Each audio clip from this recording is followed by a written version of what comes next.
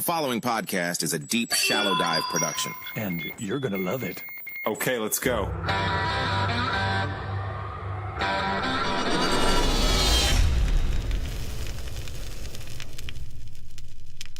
mean, I'll tell you, man, you hit the holy grail with that video. That really went viral. That absolutely is the definition of going viral. All right, listen, everybody, pay attention. Stop what you're doing, because you are going to want to listen to this. And what is incredibly cool about this is this kind of came about very organically, but we've got the pleasure today, or I've got the pleasure, and you guys have the pleasure of listening to it. But Rich Siegel is a guy that over the past couple months has gone viral on the internet with his activism in regards to the ongoing situation in Gaza between the Israelis and the Palestinians. You guys know I've talked about this a ton, but what we've got today is Rich, who is Jewish, and we are here to kind of hear your take on things, man. So welcome to the Deep Shallow Dive. It's seriously awesome to have you here. Well, thanks a lot. Appreciate you having me on. All right, let's start with, give us the background. Obviously, you're Jewish. How did you grow up, and what was your family life like as being Jewish? And then when did you, I don't even want to say have a change of anything. I just want to understand, like, when you started to, I guess, maybe figure out your truth, and then help us understand, what that kind of is.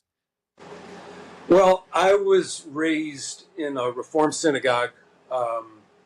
My parents were actually founding members of that synagogue. It's a Bethlehem Temple in Pearl River, New York.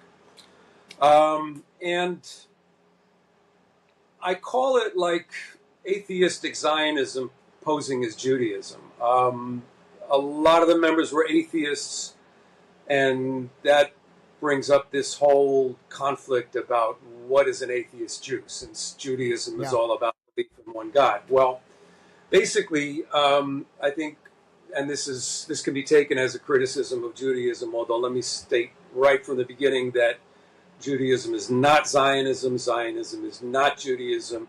Judaism actually forbids Zionism, and that's a fact, but a lot of Jews don't understand that. However, Judaism is so focused on the Jewish tribe that it's very easy for the Jewish tribe to become an idol and to be worshipped instead of worshiping one God. And I believe the state of Israel is another such idol. So I was raised in a synagogue where people showed up for services, and we went to Hebrew school and had a bar mitzvah, everything else, where, God was mentioned, but not in a sincere way. Okay, so it was really all about being Jewish and supporting Israel, and I bought all of it. I was you believe what you're told when you're a kid, and I actually had a really tough time growing up because I grew up in Pearl River, New York, which is a really racist town. So I experienced quite a bit of anti-Semitism growing up. Starting when I was like 7 years old, a little girl asked me, she said, "My father told me you killed Jesus." I said, "I never killed anybody, Then by the time I was in the 9th grade, there were kids throwing pennies at me saying, "Pick it up, Jew boy," that kind of thing. And that same year, somebody put a little note in my locker that said, "We're putting you in the ovens next." And I brought that note home, and my parents said, "Shit, we're moving." And we moved. And I should also say that Pearl River, New York is still a really racist town. Very recently, the high school had a basketball game where they were playing a team that had a lot of black players. And members of the Pearl River audience were making jungle noises and whatnot. So these are the grandkids of the racists that I grew up with, and they're raising their grandkids, their kids, and then their grandkids are just as racist as ever. So that's the town that I grew up in. But then, I experienced Jewish racism on the other side because, for example, I used to go to visit an elderly aunt who is at an Orthodox Jewish nursing home. And we encountered Orthodox Jewish kids there, and they weren't allowed to play with my brother and me because we weren't Orthodox, so we were Goyim, all right? So on the one hand, I was like hated for being Jewish, and then on the other, I was hated for not being Jewish enough, you know? Okay. So like Orthodox Jews, is that like the strictest level of true Judaism to the religion, or like what do Orthodox believe that I guess Reformed Jews don't believe? And then there's also like a conservative layer, right? Right. Okay. So just to describe that briefly, up until about 1780, there was only Orthodox Judaism. There wasn't anything else. And then the Reform movement came in, and that started in Germany, that moved to the United States. And subsequent to that, took about 100 years, but subsequent to that, the conservative movement started to kind of split the difference between Orthodox Judaism and Reform Judaism, because they felt that Reform Judaism went too far. Okay, so really, Orthodox Judaism is Judaism, and everything else is kind of like a secular compromise on Judaism, you know, depending on how far you want to make that compromise. Okay. Okay. And That makes sense. That makes sense. When you said earlier, growing up, you were told a certain thing and you believed it because you were a kid. What was that you were told? Because I feel like if we can understand that initially, that's a good basis for really understanding what an entire generation of Jewish people from really the age of, let's say, 30 to 70 were told. So what was that you much more than a generation. I mean, I think many generations or several generations. But I mean, what I was referring to when I said that was this idea that, you know, you can go to a synagogue and worship the Jewish tribe and the Jewish state without worshiping God. I mean, that was presented to me. I accepted it because that's how it was presented to me. But I think what you're referring to when you're asking the question is, you know, what was I led to believe about Israel, about Zionism in Israel? And so I can be real specific about that. And what I was led to believe was that basically being Jewish means automatically being hated for no reason, okay? Like everybody hates us for no reason. And we can't trust anybody. And you can trust a non-Jew up to a point, but there's a point that they're going to call you a dirty Jew, okay? This is child abuse. This is a very sick way to raise kids. It is how I was raised. And I want to, before I forget, credit my parents with having changed their minds in the meantime. They grew up when I grew up, okay? But they believed this nonsense when, and I believed it as a result. So specific to Israel, what that is interpreted as is that we Jews needed a homeland because everybody in Europe hated us. And we went back to our ancestral homeland intending to be good neighbors to the nice Arabs who were already there.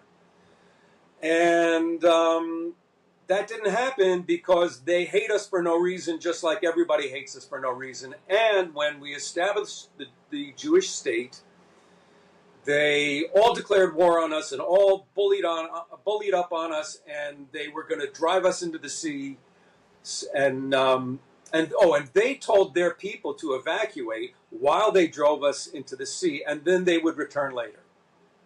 It's a completely absurd story, even from a military strategy point of view. It makes no sense at all. Okay, it didn't happen. But I mean, that's what I was told, and that's what I believed. And you know, you tend to think of the people that nurtured and raised you as being basically good, even if they weren't. And I did. And I believed that story. And, you know, I want to say one more specific thing about my childhood from the Jewish hate point of view, because I think it's important. And that is, after my parents moved, and we actually left Pearl River, New York, and went to Spring Valley, New York, which had a much more mixed population. It had more Jews and it had black people and other minorities, whereas Pearl River was just all Irish and Italian, basically. So we're in Spring Valley, and now I'm very involved in Zionism. I'm president of a Zionist youth group, and our adult counselors, sponsors, the people from the congregation. Actually, it was a different congregation. I was a member of a Zionist youth group in my synagogue, and then I was president of the Zionist youth group at my friend's synagogue. So at that synagogue, so we're having our meeting in the basement of the synagogue, and the parents, the adults from the synagogue, bring in lyric sheets of popular songs where they had changed the lyrics into Zionist lyrics. And they had us singing about killing Arabs, okay? So now I want you to picture me at age like 16 and a bunch of other Jewish 16, 17-year-olds, 15, whatever, and we're all in the basement of a synagogue, which is ostensibly a house of God, and we're singing about killing Arabs.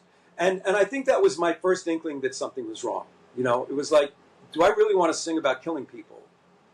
And, you know, then the answer that I came up with in my own head was, well, these adults are in charge of us and they are giving us this stuff to do, so it must be okay. And of course it wasn't okay, and it was more child abuse, and it was more racism, and it was my first dose of what Zionism really is, which is Jewish supremacy.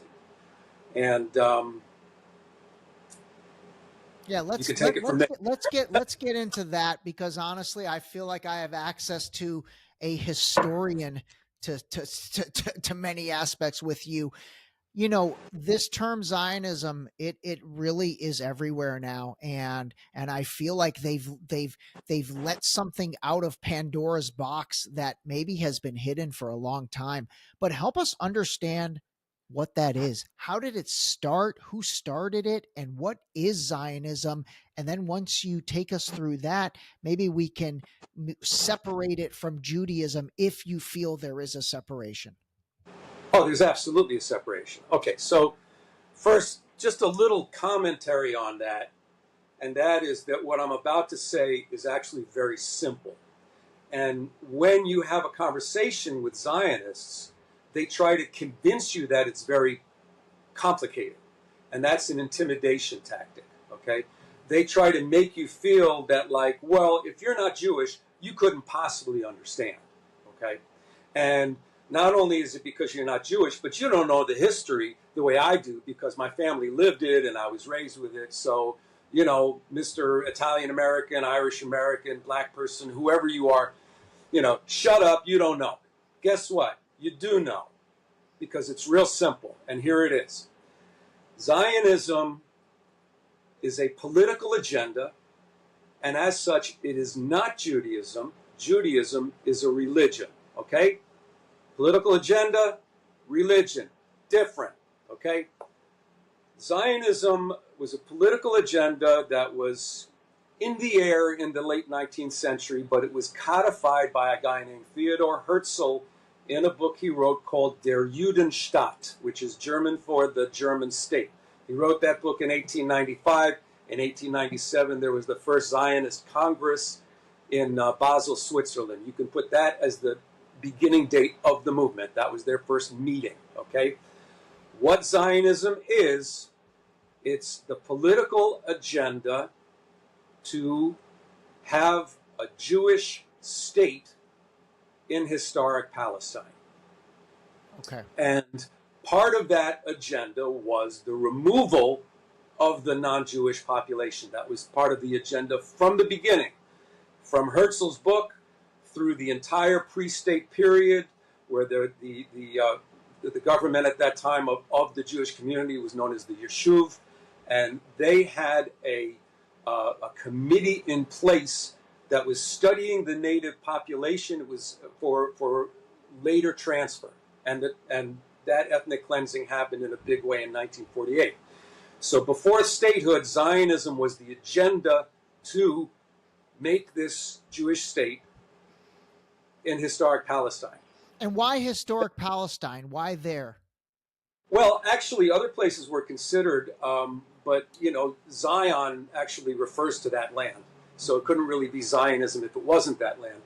And Palestine is the place where the Jewish religion started. Okay. And it's also an extremely important place in Christianity and in Islam. So it's very important for all three Abrahamic faiths. But the Jewish religion, and this is where Judaism and Zionism intersect, but they are not the same, okay? So Judaism talks about our exile from this land, okay? And then Judaism is all about a Messiah coming eventually, which is always in the future. It's like he's not coming any minute. Yeah. So way in the future, when we behave ourselves well enough to merit it, the Messiah will come and our exile will end. Now, supposedly we're in exile from that land, and that happened at the time of the destruction of the Second Temple. The only problem is that this is historically inaccurate because there was no exile, okay? If some of the Jewish elite were kicked out at that time, maybe that's true. But the vast majority of the ancient Judean population or Israelite population at that time remained in place, and their descendants are the Palestinian Muslims and Christians today. They are descended from the ancient Jews. I am not. I'm descended from European converts to Judaism. Do I have any of the ancient blood in me? Maybe. But clearly I'm a white European, and we're descended from converts to Judaism in Europe. But and that Messiah that's coming, that Messiah that is supposedly coming, that's not sorry, Jesus. You're breaking up. I said that Messiah that's coming. And now you stop. Hey, by the way, you know what I'm going to do? I'm going to turn this low data mode on. You might not be able to see me anymore, but don't worry about it. Just look in the camera the way you're looking. Okay, all right. This might improve the audio. Okay. All right. So so that Messiah that's coming, that's not Jesus though, right? Like according to Christians, I think their Messiah is Jesus Christ. But according to Judaism, who is that Messiah? Because it's not Jesus, is it? Okay, right. So basically, the fact that Judaism has this Messiah figure has attracted many alleged messiahs through the centuries, okay? And for one reason or another, they've all been determined to be false messiahs. And I'm not taking sides here, but Judaism does not accept Jesus Christ as Messiah. Christianity is a religion that is built around Jesus Christ as Messiah, and that's where that split takes place. Okay. So Jews are still waiting for the Messiah. Okay, but they don't really have a name for that person? They don't know who that is? Okay. No, they don't know who that is. I mean, there's one sect, the Chabad Lubavitchers, who believe that a rabbi that they had who was recently deceased is the Messiah. But once again, most Jews are going to reject that. Okay. And then the Orthodox Jews, or even the ultra-Orthodox, like hardcore ones, so do they think right now they don't even belong in Israel, or that Israel is not theirs until that quote-unquote Messiah comes? Is that how it works? All right. So, yes and no. So basically, at the beginning of the Zionist movement, so you have to understand that I've already explained that there's such a thing called an atheist Jew, even though that sounds like an oxymoron. And the Zionist movement started out as a movement by atheist Jews. And at the beginning, it was totally rejected by all Orthodox Jews, 100%. And a lot of Orthodox Jews today deny that, but it's just a fact. So Judaism categorically rejects Zionism. Judaism says that we return from exile when the Messiah comes. The Messiah has not come, so we don't return, okay? But what happened was in the 1920s, there was an Orthodox rabbi, and his name was Koch, K-O-O-K. And he proclaimed that even though the Messiah had not yet come, we have entered into the Messianic era. Okay? So this is the way that some, or actually many Orthodox Jews feel that they can fool God on this issue by saying, okay, we're now in the Messianic era, therefore we can join up with the atheist Zionists that we used to say we hate. So now, today, there are many, many Orthodox Jews who are Zionists, especially the modern Orthodox, who are the large community in my town in Teaneck, New Jersey. And there are many, many Orthodox Jews who continue to reject Zionism. And they are very, very much at odds with each other. They abhor each other. They can't stand each other. So, but that's how it is. That's interesting because I mean I see a ton of videos on Instagram, especially where I guess it's the Torah Jews, Torah, and I might be pronouncing that wrong. No, that's the correct. Ones with the hats, and maybe the side curls and all that. They seem like they are totally against Zionism. Okay. Am I interpreting that correctly?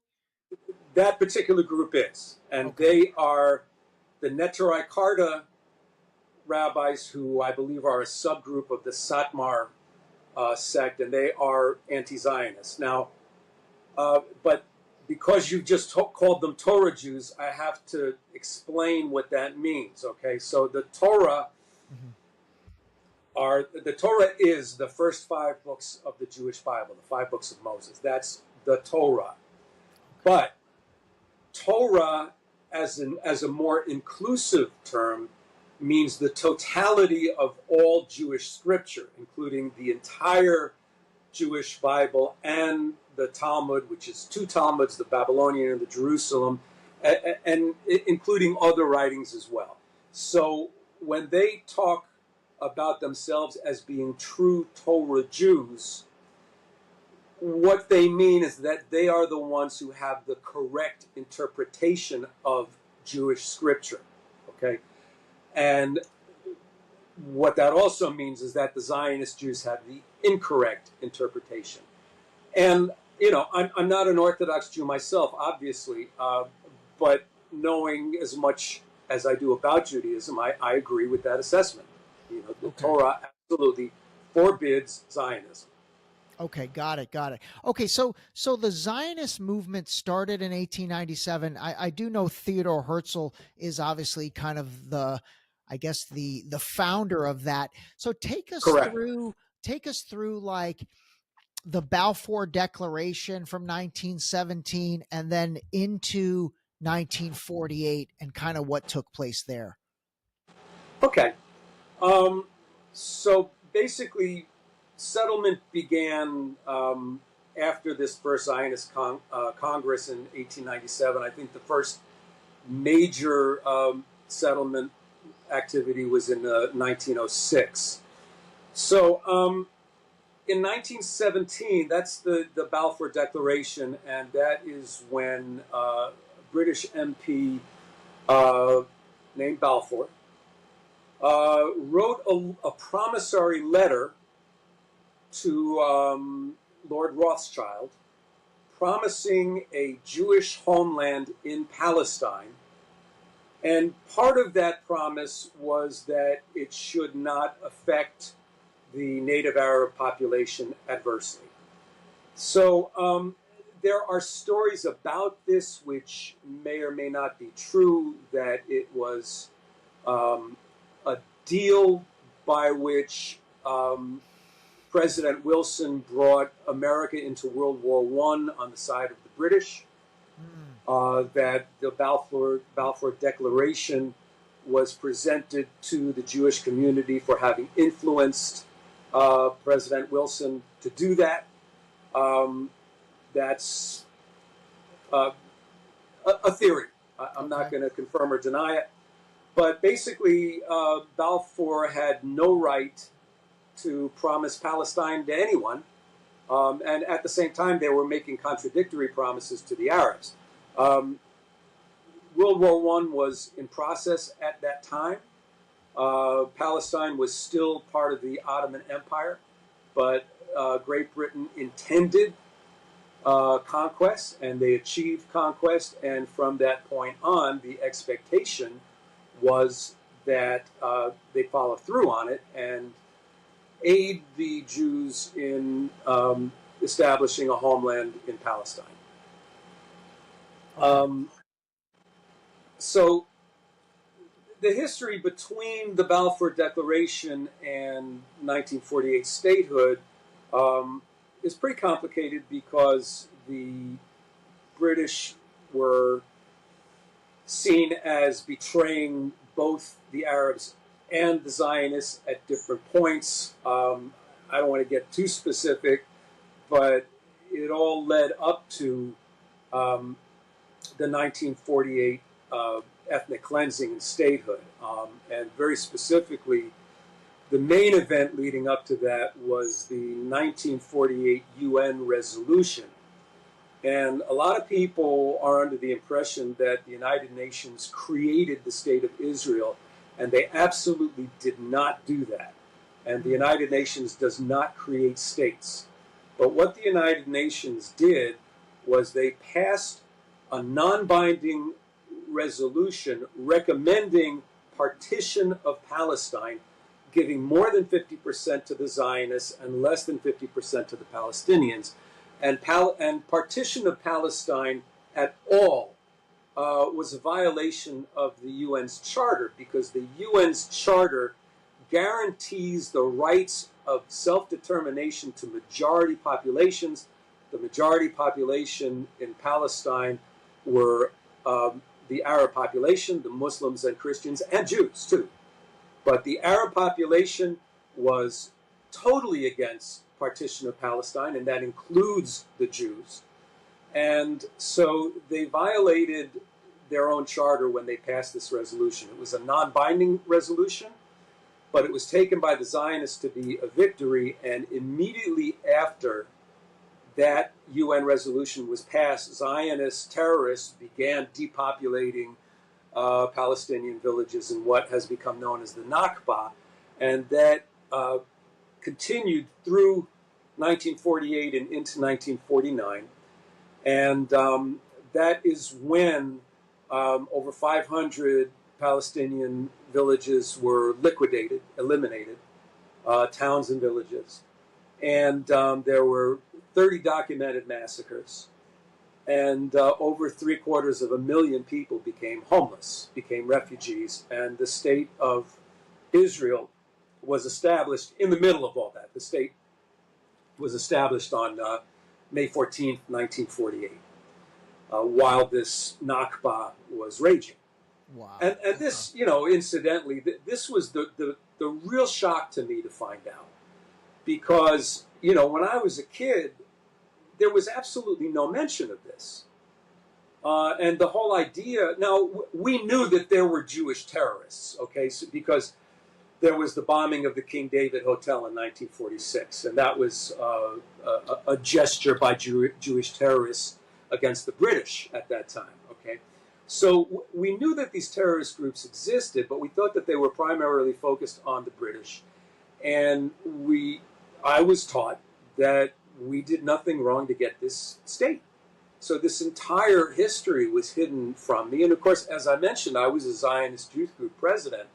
So I was very active. And, you know, in my early 20s, I actually lived and worked in Israel and was, you know, on track to become Israeli. And I did so, I was in that position simply because I was lied to all my life. And this is really the source of my anger, because I feel like I was the driver of a getaway car and nobody told me they robbed a bank. You know, wow. This is the feeling that I have, that I contributed to this crime against humanity, even in a very small way, because nobody told me that that crime existed. You know, I was just presented with a whole schema of lies that so many people still believe. And it's really interesting to see this, because the information is available. The information is out there. When I was a kid, it wasn't. There have been. It all started with this group of Jewish Israeli historians, revisionist historians, who used declassified IDF documents to show that the history that we were all taught was a bunch of lies, and to expose the Nakba, expose Zionist crimes against humanity. So when I was a kid, this information wasn't available, but it's absolutely available now. And that's why I don't understand why people don't have it. I don't understand why my Jewish people still cling to the lies that have been debunked for decades at this point. And so you were in your early 20s when, I don't know, your light bulb went off and you're like, holy shit. No, it happened more gradually. It actually happened for me in two stages. And, for me, the first thing that happened was I had a spiritual experience. I came into a spontaneous awareness of God, and I know that I may be offending a lot of the atheists who are watching, and that's okay. I'm just telling my story. Yeah, yeah. So, what I realized was that the Jews who raised me were worshiping the state of Israel and were worshiping their tribal identity. And, I came into an awareness of something that was universal. I mean, there's one God, so there's one human race. So this worshiping of Jewish tribe and Jewish state was completely superfluous and actually quite damaging. So I embraced that. And, I went through the process of trying to find a Jewish place of worship where they actually paid attention to God, and I never found one. I would have if I had gone Orthodox, but I really don't want to wear a black hat and a black coat in the summertime. So I found my way to the New Thought movement, and I've been active in unity churches and centers for spiritual living for a very long time now. They may want to disown me at this point when they hear me talking against Zionism, because there are a lot of Zionist Jews who find a truer spirituality in the New Thought movement, but who still cling to Zionism and these twin idols that I mentioned. So for a long time, I had serious problems with the way I was raised, with this contradiction in atheistic Judaism, but I still believed the lies about Zionism. I still believed that we needed this place and that we were the good guys who just went there wanting to be good neighbors, and the bad Arabs just hated us for no reason, and they were going to drive us into the sea. I mean, it sounds absurd when I talk about it now. But when you have that drummed into you as a kid, I mean, I still believe that, getting into my early 40s, and at that point, I started really having misgivings about Zionism, because, the whole situation was just bad news after bad news after bad news. It was just intractable, and it was just like, it seemed to be the same thing over and over again. And I started to suspect that maybe these people who I have been told are my enemies, maybe they actually have a point of view. And I said, you know what? I'm going to hear their point of view. And I became open to hearing their point of view. And I fully expected to investigate their point of view, find out that it was bullshit, and go back to Zionism. That was my expectation. Yeah. And, it actually happened at a particular moment, because I decided I was open, and then all of a sudden literature became available. I had a gig up in Massachusetts, and one summer, and I was, my wife came up to visit me. I remember she was pregnant with our daughter at the time, and I went to the train station in Providence, Rhode Island, and a bunch of activists had a table out that had literature, and I said, okay, here's my chance, okay? So I picked up this literature, and I started reading. And I started reading about the massacre at Deir Yassin. I'm like, what? Jews massacring Arabs? I had never heard that. Maybe somebody had mentioned the battle at Deir Yassin. Massacre? So I went through this process, but what happened was after I read all that stuff, it led me to like 8 years at least of nonstop reading, of research. And I read all of the Jewish Israeli revisionist historians. And then I read the Arab writers and the writers who were from neither camp. You know, there's some damn good historians of various ethnic backgrounds who write about this issue. And, you know, I had to conclude the inevitable that if you're looking at writing that comes out of declassified IDF documents that talks about what they did, what they are admitting to having done in 1948, you got to kind of conclude that they did it. And we're talking about, you know, a really monstrous crime against humanity that was the foundation of the State of Israel. Of course, you know, fast forward to 2023 and 24, the loss of life in Gaza actually exceeds the loss of life during the Nakba of 1948. And I got to tell you, I got a lump in my throat when I said that, and I'm like holding back tears because I hate this. Yeah. I really hate it. I hate it with all my soul. I've been active in this issue for over 20 years. I never could have imagined, and I think none of us could ever imagine, the degree of depravity that Zionism and the State of Israel have sunk to, where they are committing a genocide and they are screaming anti-Semite at anybody who dares criticize it. And they're still calling the Palestinians terrorists while they're making up this bullshit about beheaded babies and serial rape that didn't happen, and they're still saying it like it happened. You know, it's a cult, and I'm a cult survivor. Yeah. Okay? Yeah. But yeah. I left that cult decades ago, and what's happening now is I'm looking back and I'm watching it become sicker than I ever imagined it could become. And I don't know what to do about it, so I'm here talking about it. Oh, dude, it's deep, man. It's deep, and I feel your emotions. I mean, what do you think their end goal is? You know, what are they just? I don't have to think about what their end goal is. Isn't it clear? The total ethnic cleansing of Palestine. Yeah. They want to take over Gaza and put in their Zionist beach resorts on the graves of 15,000 children. That's their end game. And there's no religious in the Zionist mind. There's no religious thing to this. This is all just literally domination that will benefit financially. Incorrect.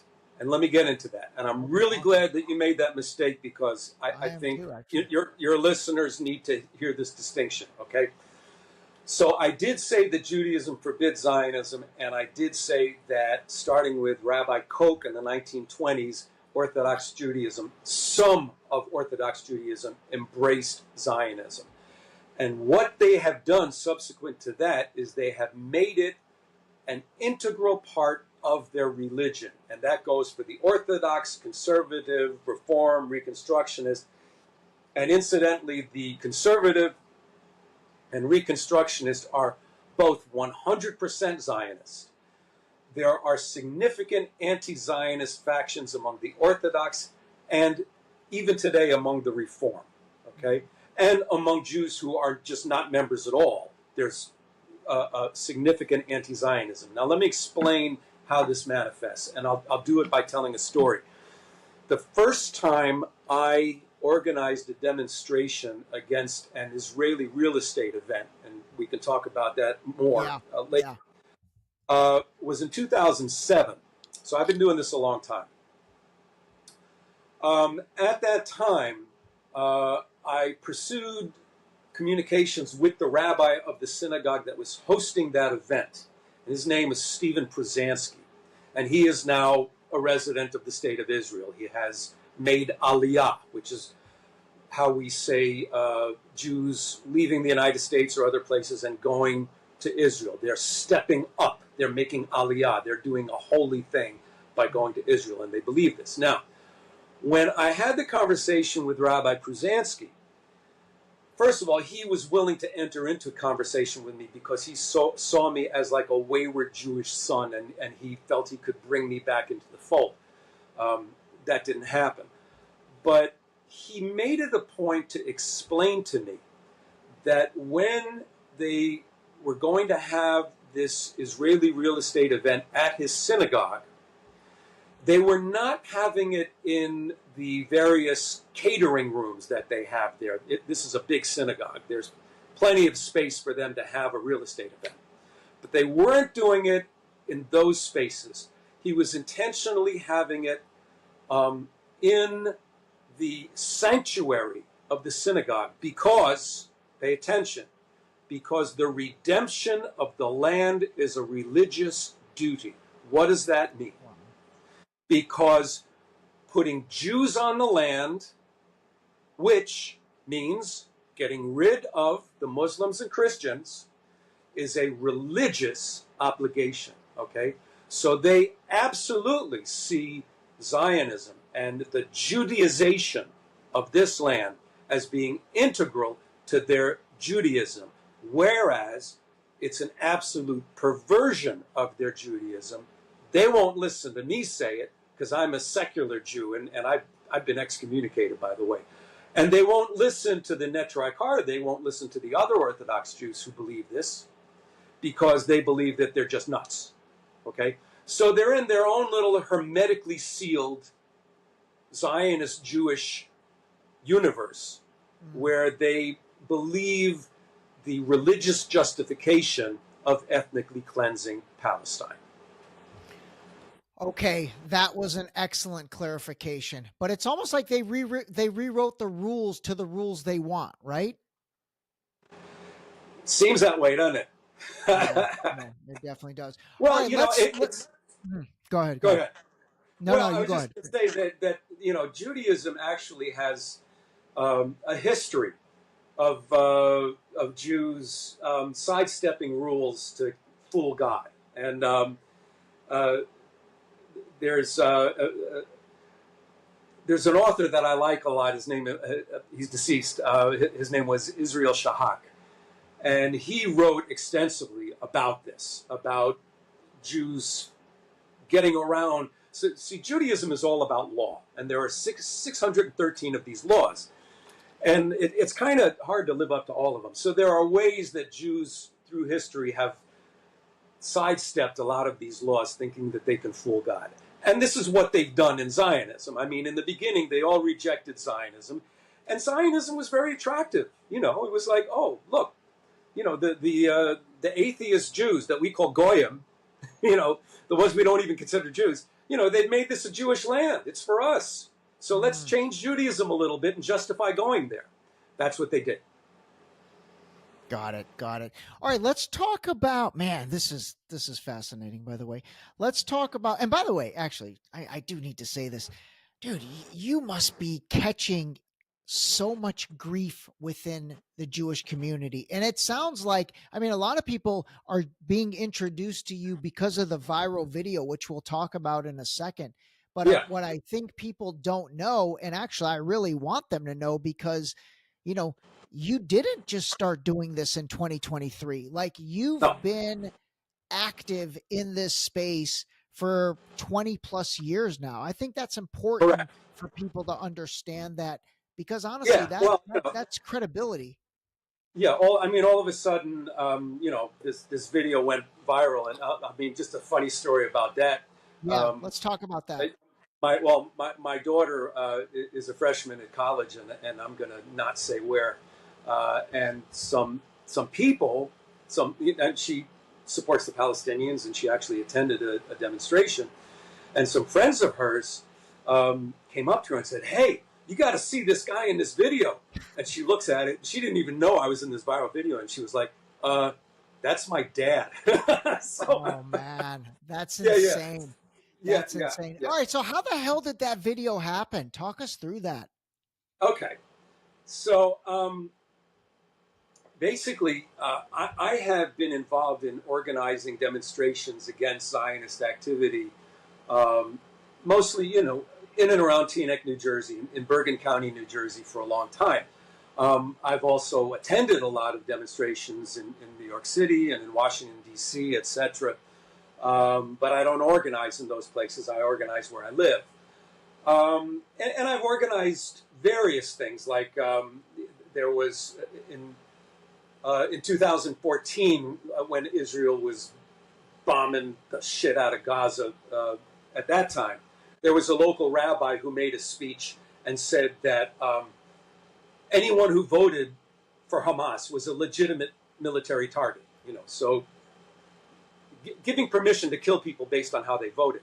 So naturally, I organized a demonstration at his synagogue, time to go along with his Sabbath services. So that's just an example. But many times I have organized against Israeli real estate events. And let me describe exactly what these are. So there are Israeli real estate companies who tour the United States, Canada, and the UK. I know those for sure. They probably tour other places as well, in Western Europe, Australia perhaps. And what they're doing is they're selling Israeli real estate directly to Jews in those locations. And in some cases, these Jews are going to actually move to Israel. In other cases, they're buying vacation homes. And included in that real estate are West Bank settlement homes. And West Bank settlement homes are illegal as per international law. Now, even the real estate that they're selling inside what we call Green Line Israel, even that real estate is red line real estate. It's real estate for Jews only. Okay. So and Green Line Israel, for everyone's understanding, is, let's say, Israel proper minus Gaza and minus the West Bank. And minus East Jerusalem. So the Green Line. Okay. Yeah, the Green Line is the line that was drawn on the map in 1949 at the conclusion of the Nakba. Okay. So that was what became the state of Israel at that time. And when people talk about a two-state solution, for example, when Jimmy Carter wrote his book and called for a two-state solution, they're talking about the state of Israel going back to those borders. Okay. And so everything outside of those borders, which includes, well, East Jerusalem is unique because East Jerusalem has been annexed by the state of Israel, but that is not recognized internationally. The West Bank is Palestinian territory. Gaza is Palestinian territory. There has been settlement activity in all of those areas starting in 1967 when those areas were conquered during the Six-Day War. Now, and other areas were conquered as well. The Sinai, Egypt's Sinai was conquered, and Syria's Golan was conquered. Now, Egypt's Sinai was given back. Syria's Golan was not. So there are settlements in Syria's Golan as well. Okay. So, and by the way, when you say settlements, we're talking about communities that are being built, and only Israelis are allowed to live in those communities. Is that what a settlement is? Absolutely. But let's be clear that in most of Israel, there are towns and villages and neighborhoods and cities where only Jews are allowed to live. Okay, so redlined real estate. I'm using an American term from back before we had civil rights. We had redlined real estate. We had areas where real estate agents would not sell to black people, and literal red lines were drawn on the town's map. Okay, so basically, going back to that concept, Israel itself is loaded with red line real estate for Jews only, and West Bank settlements are for Jews only. Okay, and Gaza used to have settlements, and up until 2005, the decision was made by Ariel Sharon in 2005 to evacuate the Gaza settlements And Okay. that was done as kind of a PR stunt to look like goodwill, when actually, they did it because Gaza was a hornet's nest, and they did it as a smokescreen to provide cover for expansion of settlements in the West Bank and in East Jerusalem. Okay, and probably, this is my conspiracy theory head at this point, but I think that they intended to do eventually, we're going back to 2005, 19 years, but I think they intended to eventually do exactly what they're doing now, which is to ethnically cleanse Gaza and take it over. Got it. Got it. And so in Right. 2005, they took all the settlers out of Gaza, but I've looked that up. That was only like 8,500 families, and that left 1.5 million at the time Palestinians there. But Correct. that's an interesting. Yeah, I mean, to me, that's like, okay, wait a minute, that's like less than 1% of the population was Israeli anyway, so it's no major feat to bring them out of Gaza. But that's an Well, except that you don't know the settler mentality. oh, I mean, okay. these people left. These people left kicking and screaming, and they intend to go back now. They're organized to go back now. They're organized. They're planning to go back. Wow. And back when Israel signed a peace agreement with Sadat in Egypt, okay, and gave the Sinai back to Egypt, there were settlements in occupied Sinai at that time, and they had to evacuate them. And those settlers left kicking and screaming, because they're all right-wing Zionist fanatics, and they all believe in a greater Israel, and they want to take over the land. Yeah. And that's the So right wing they are. movement right now. Like is Netanyahu part of that right wing movement? Is that what he's all about? Well, he's not part of it. He's leading it. He's leading it. Okay. And he's, well, I mean, he's the leader of the entire nation, but it's certainly in tune with his ideology. Absolutely. Okay. He's not a settler himself, but Okay. No, I can understand the settlers kicking and screaming, but Ariel Sharon at the time, I mean, that does make sense. He's like, hey, this is a hornet's nest. We don't really care about this for now anyway. We're going to ethnically cleanse this down the line anyway. Just get these guys out and let's focus on building more quietly in the West Bank. That's exactly correct. Okay. Interesting. All right. Talk to us about this event. So you were in Teaneck at a town hall meeting or a town council meeting, and then you basically made a speech. Yeah. Well, here's what happened. So obviously that the world changed on October 7th. Yeah. And subsequent to October 7th, a couple of weeks later, our town council approved a pro-Israel resolution, which really pissed me off, and I emailed them. I had spoken in front of the town council years ago. Actually, one thing I didn't mention was that the Orthodox Jewish community volunteered our town to have a sister city relationship with a West Bank settlement. Wow. And I discovered this, and I went in front of the town council, and I said, this needs to end now. And it did. Because I brought it to the attention of the town, whereas only the Orthodox Jews knew that, they had volunteered the town for this sister city relationship. So I had spoken in front of the town council before, but it had been a long time. I sent them angry emails after they approved this pro-Israel resolution. And anyway, so months go by, and clearly there's a genocide going on. And then I find out that they're having another one of these Israeli real estate events. And I check, and sure enough, they're selling real estate in West Bank settlements, in addition to the real estate that they're promoting inside Green Line Israel. So I said, I've really had enough of this, and sending them an email is not going to do it. So I went in front of the town council, and I spoke for 3 minutes, and I made the point that this event was planned. I made the point that it violated international law because the West Bank settlements violate international law.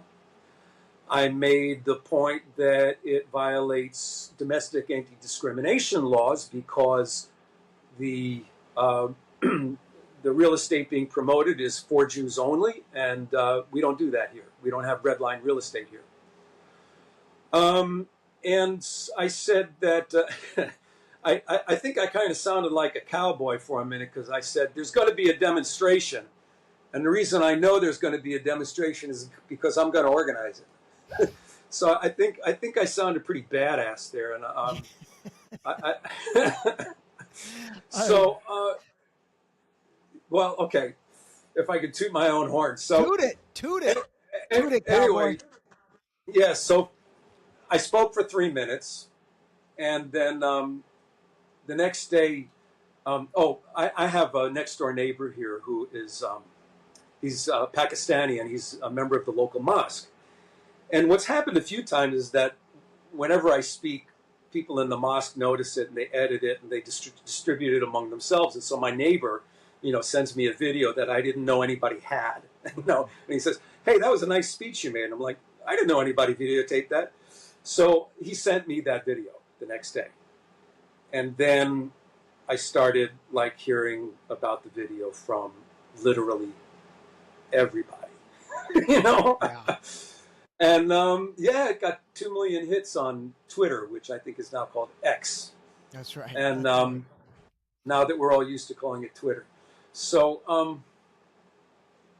it was a really good thing because happened. That is officially viral, man. That thing, I think now I tried to sum up the different places that I've seen it. I think that's well over 5 million views collectively now. So then that led to, did you then start getting contacted once that thing took off? You got contacted by all these other outlets?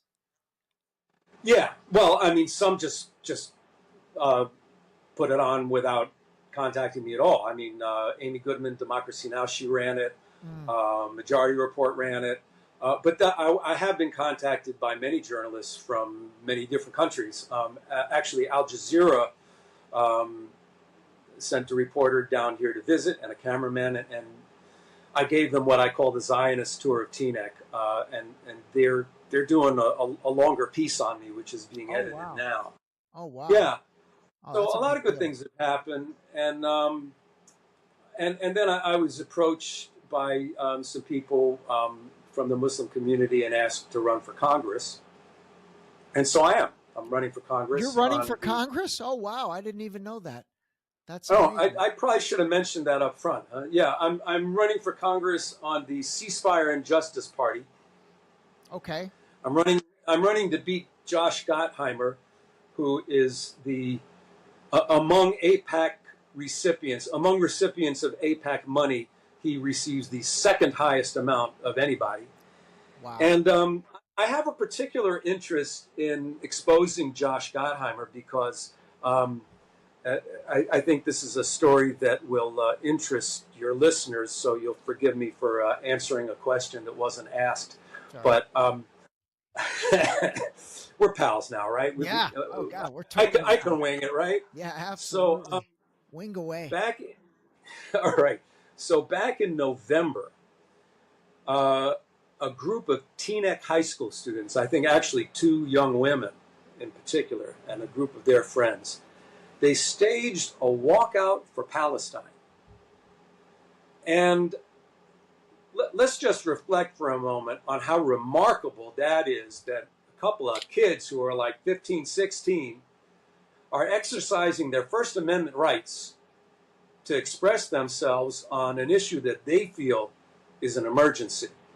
And so they organized this walkout and march, and since I was not affiliated with Teaneck High School, I wasn't allowed to participate on the high school grounds, but they moved out to the main street, out to Teaneck Road, and I joined the demonstration at that point with many other residents and people from surrounding towns, and we had a big march.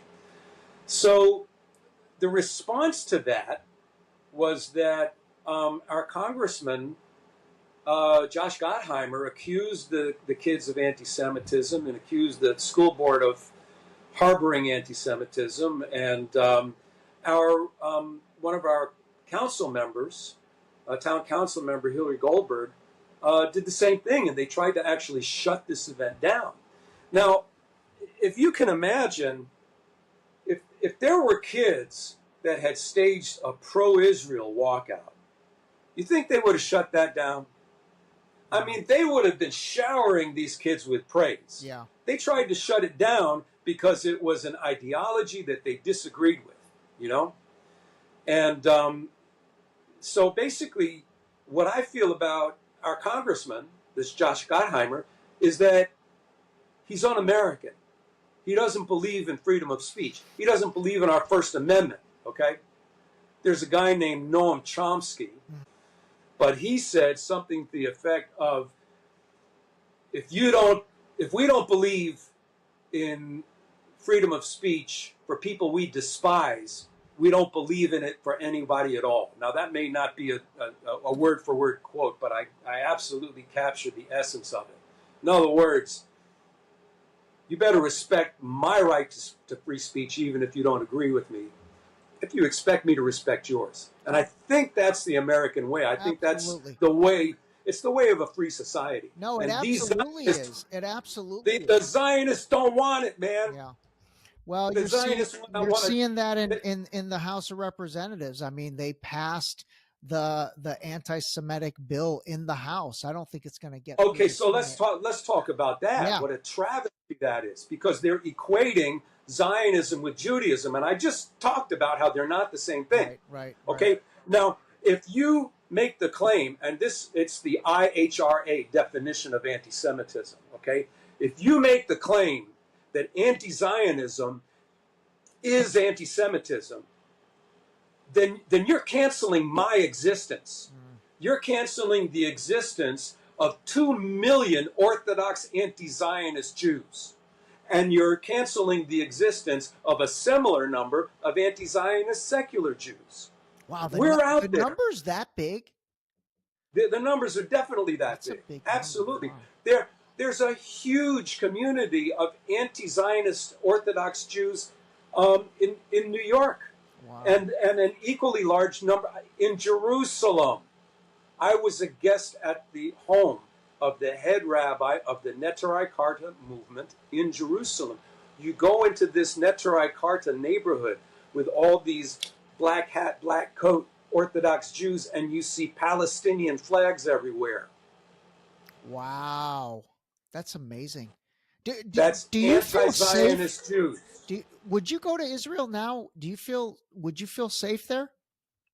No, I don't feel safe in Israel. I don't feel safe in Teaneck. I feel safe in Palestine. I feel safe among the Palestinians, absolutely. And I've toured Palestine openly as a Jew. Yeah. Wow, that's insane. And this is the funniest thing, because you know how Zionists like to argue. You know, basically they're masters of the ad hominem attack and the straw man and other devices, because they can't argue their point because they don't have one. Okay, so they love to say, just you go to Palestine and see what they do to you there. Right. And I say, I've been. And you know what happened to me? They served me lunch. And it was really good food. So, you know, they don't know the things I know because they live in their own little bubble and they believe their lies. Well, you definitely bring receipts, man. You bring receipts. All right, let me ask you this question, because now we're off script and we're just riffing. What do you think happened October 7th? Like, what do you think that was? Man, you know, so the caveat here is that I'm no expert, okay? So, whatever I say about this, now, when I talk about history, I know what I'm talking about. So we're moving into an area where I admit that I don't, okay? Here's what we know. We know that basically there are huge defensive systems around the Gaza border, and they were disassembled. They were moved out, okay? We know that a music festival had its location changed, okay? We know that Hamas had a very easy time entering, okay? We know that the beheaded babies in serial rape and children bundled up in groups of 10 and set on fire. That's all a bunch of lies that were told by Zaka, the ambulance people. And we know that many of the Israelis who were killed by friendly fire. They were shot at by Israeli helicopters. Okay, so that we know all of those things. Okay, what does that all add up to? Does it make the whole thing a false flag operation? Does it make it a Hamas operation that Israeli intelligence knew about in advance? You tell me. I mean, because I don't know. Yeah. But it's definitely not what we've been told about on the news. Okay, it's definitely not, some barbarians, chopping the heads off babies. Okay, that didn't happen. Okay, something big did happen. We know that, and it changed the world. The question is, did it happen on purpose? Obviously in Israel prior to that, and again, I think I'd love for you to speak on this. The judicial reforms that were taking place, that Netanyahu was trying to gain more power. I mean, I know that was a huge deal. I think Netanyahu himself was on trial for 3 either civil or criminal things. So, talk to us about that stuff that was before October 7th. And again, I mean, you need to have John Mearsheimer on because he's the political scientist. He's the guy who can really talk this stuff. Okay, from my understanding, basically, Netanyahu has become a pariah. The minute this war ends, he's definitely out of office and maybe in jail. Okay, so he's keeping this thing going, to maintain himself as some kind of hero general in the eyes of the Israeli public. And that's really all I can say about it. I'm just not privy to the inner workings of the Israeli government enough to say. Okay. No, that's fair. That's fair. All right, let's talk about, dude, so many good stuff. So how do you think this is going to end, actually? What do you think is going to happen?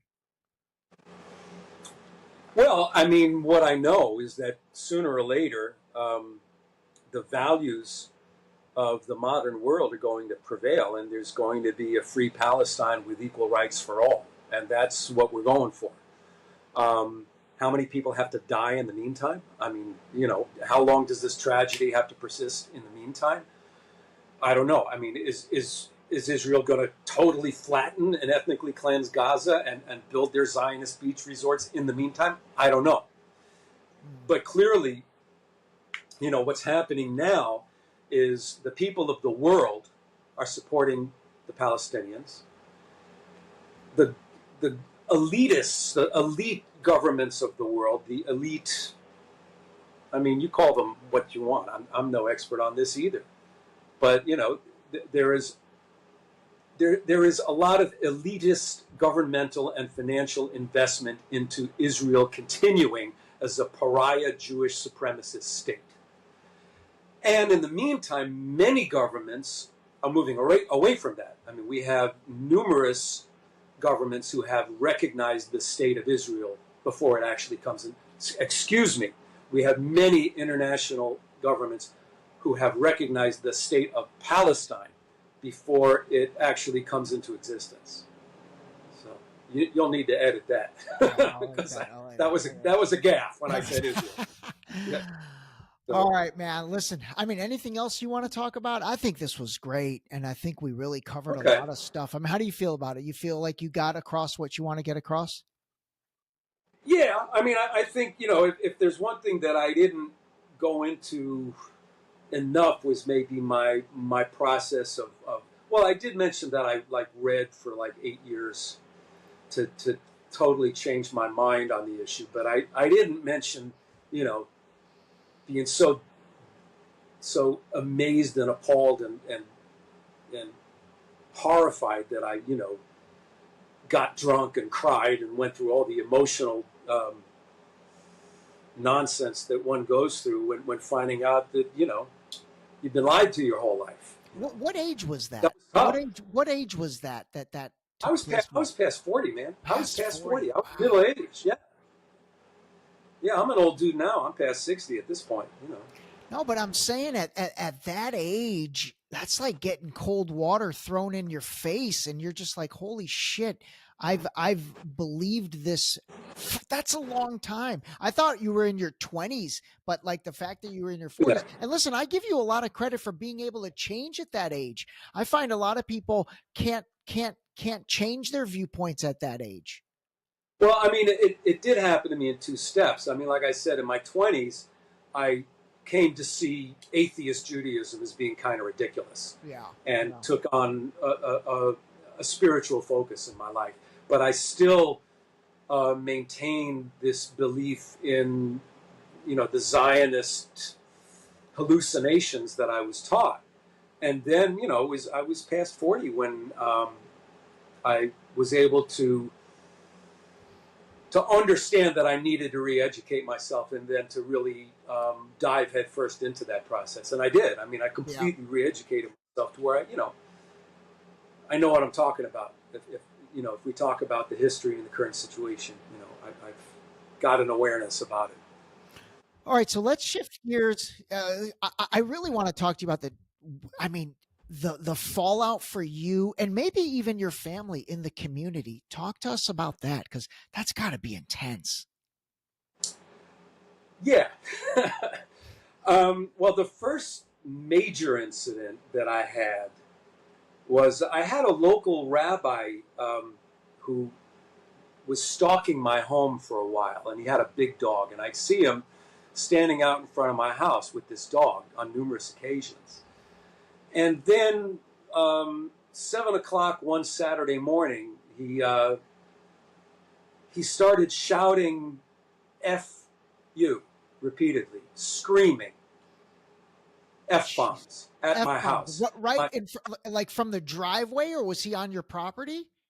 From the sidewalk in front of my house. Okay. I mean, we're in a suburb with pretty small lots, so the driveway is maybe 15 feet in front of my front door. Okay, the sidewalk where he stood. So he's standing in front of my house, screaming F-bombs. My daughter is 6 years old. She's woken up. My wife is woken up from her sleep, and we've got this idiot shouting F-bombs. And I had him charged with criminal harassment, and he later wrote a public apology in exchange for my dropping the charge. But I've been followed home on numerous occasions. I've had, the kinds of insults. I mean, from calling me an anti-Semitic Jew, a self-hating Jew, a capo. That's one that they love. Somebody recently strategically placed shit right in the middle of my lawn. I don't think a dog would have chosen that spot. I mean, it was clearly placed there. Somebody threw a bottle of piss at my car. I've had, I fly a Palestinian flag in front of my house, and it's been stolen numerous times. I just replace it when that happens. I've had bumper stickers ripped off my car. I've had bumper stickers sprayed over with black spray paint on my car. I've had my car keyed. So it's pretty often that really nasty things happen. And I've had really awful things written about me in letters to the editor, and I actually had to file a suit at one point against a letter writer and a local newspaper. And the newspaper actually settled with me, so it was a legitimate case. Wow. Yeah. So, but here's the thing. It's like,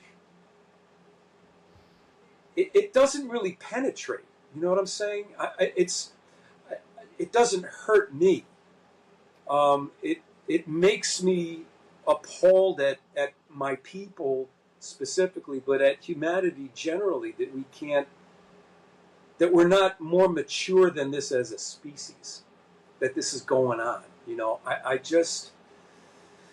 At times it gets scary, and my wife and daughter were scared, and I'm sorry about that. That's not something that I wanted to bring to them. Right. Dude, that's a lot. That's a lot, man. That's a lot. And you know what? The fact that you've got the resilience to power through that, where most people would probably just be like, you know what? I can't deal with this. I'm just done. That shows your conviction, man. That shows your conviction to what you believe in. But you know what? You know who's got it a lot worse than me? The Palestinians. Every last person in Gaza has it worse than me. Okay. Yeah. Okay. Absolutely. And people on the West Bank have it worse than me. Okay. So it's like what I'm going through is nothing compared to what my people are putting them through. That's a little perspective, So go ahead, call me a capo. You think I care? You know what a capo is? No, just like a Okay. traitor or something. No. So back during the days of the Nazis and the Holocaust, there were Jewish ghettos, in particular the Warsaw Ghetto, where able-bodied young men were put in charge of the ghetto inmates, or were put in charge at at Auschwitz and other what word am I looking for? Concentration camps, like concentration camps. So right, that's the word I'm looking for. So there were young able-bodied men who were put in charge of the populations in the concentration camps, and they were answering to the Nazi soldiers. So they were in a way assisting the Nazis. So they were considered to be traitors to the Jewish people. So they call me a capo now because I'm a traitor.